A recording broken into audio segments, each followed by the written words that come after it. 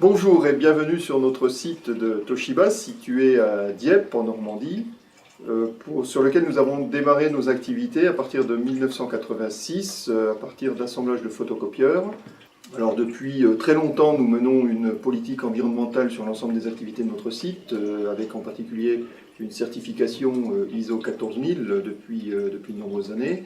Et puis nous menons différentes actions en matière de tri sélectif et de revalorisation de nos déchets, des actions en faveur de la biodiversité ou également des actions sur les économies d'énergie du site.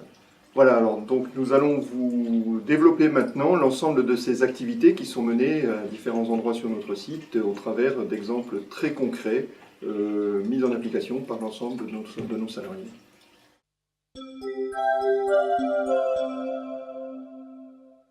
Nous allons maintenant voir une autre initiative environnementale qui va vous démontrer comment sont réutilisés les déchets papier. Bonjour Monsieur Lemonnier, vous êtes le responsable du laboratoire Tonnerre.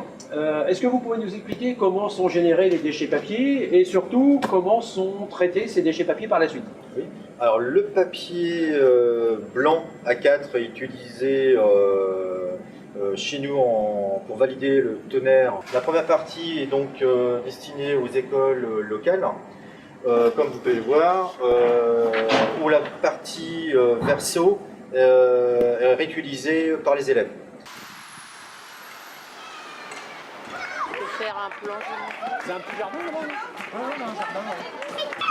Alors nous sommes à l'école Paul Bert qui est située à 3 km de l'usine Toshiba à Neuville-les-Dieppe. Bonjour Monsieur Havard. Bonjour, enchanté.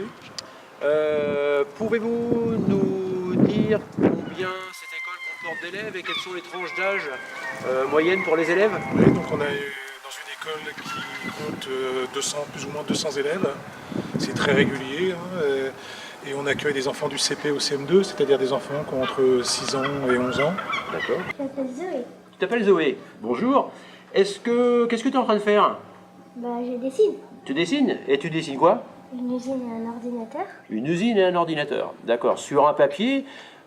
Comment je suis sûr que c'est un papier Toshiba, ça? D'accord.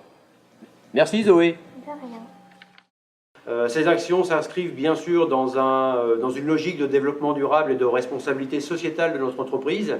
Elles ont bien entendu pour mission principale à la fois de réduire l'impact environnemental, notamment sur nos déchets, mais aussi de pouvoir mener une action forte sur la partie biodiversité. Vous voyez donc au travers de ces exemples concrets qui vous ont été présentés, la mise en application pratique de notre politique environnementale avec l'implication de l'ensemble de notre personnel et ce, de façon à pouvoir céder aux générations qui vont nous suivre toutes les conditions à la mise en œuvre d'un développement économique durable.